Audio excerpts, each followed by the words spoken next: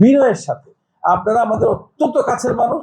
এখানে যে ঘটনা ঘটেছে মাইকেল সাহেব বলেন আর আমাদের নবীন সাহেব বলেন, এরা আসলে ব্যবসায়ী করে, এরা যে অন্য কিছু করে তা না, এবং সামনাসামনি ওনাকে কখনো আমি দেখি নাই। তো এরপরে আবার আমি তাকে টেলিফোন করলাম যে তুমি কি করলা, তুমি ওনার সঙ্গে আমার মিলিয়ে দিলে, উনি একজন সাংসদ, এটার সঙ্গে তুমি এটা আমার এটা কি করলা তুমি। বিশাল সেন্টারের এই সমস্যা হয়েছে। আমি তখন নবীনকে টেলিফোন করলাম ডিজি মহোদয়ের সামনে, ওনাকে জিজ্ঞেস করলাম যে তোমার কি হয়েছে বাবা বলো।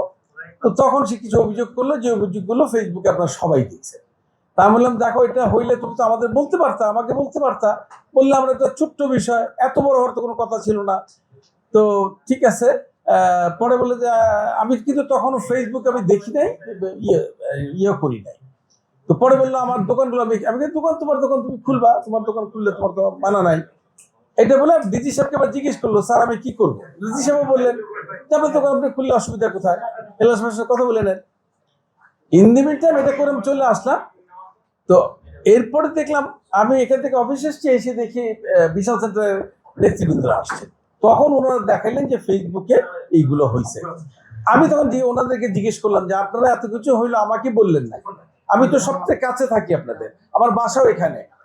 ওনারা বললেন যে এটা যে এত বড় হবে আমরা বুঝি নাই, আমরা ঈদের মধ্যে সবাই তো ব্যস্ত ছিলাম, রাতের দিন পরে আবার ঈদের ছুটি, ঈদের ছুটিতে আমরা সবাই বাসায় চলে গেছি, আমরা মানে ঈদের ছুটি যেভাবে কাটাই এইভাবে কাটাইছি।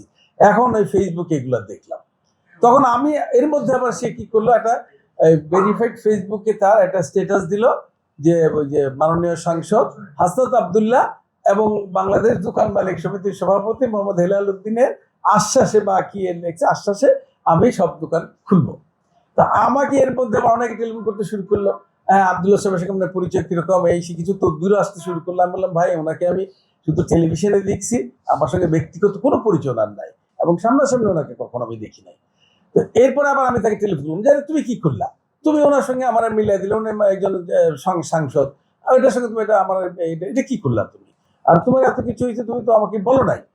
তখন সেটা বলছে ঠিক আছে তো আমি কেটে দিচ্ছি, ওটা আমি আর রাখবো না। আমি না তুমি ফেলে দাও। এই হচ্ছে বিষয়টা। এরপরে যেটা হচ্ছে আমি বলি একটু প্লিজ, মানে আমি তাকে জিজ্ঞেস করছি যে তুমি মাননীয় প্রধানমন্ত্রীর সম্বন্ধে কথাগুলো বললা, তুমি এটা কি বুঝে বলছো না বুঝে বলছো।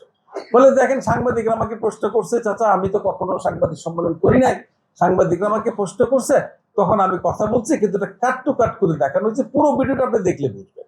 আমি বললাম বাবারে পুরো ভিডিও তো আর আমি দেখতে পারবো না, দেখার সুযোগ আমার নাই। তো তুমি কথা বলার সময় একটু সাবধানে কথা বলবে না, তুমি অনেক প্রধানমন্ত্রী সম্বন্ধে এই জায়গা নিয়ে তুমি কথা বলতে পারো, আর তোমার লেভেল এটা হয়, এটা বলে আমি রেখে দিচ্ছি। এখন আমি কথাগুলো এইটুকু বোঝাতে চাচ্ছি আপনাদেরকে বিনয়ের সাথে, আপনারা আমাদের অত্যন্ত কাছের মানুষ।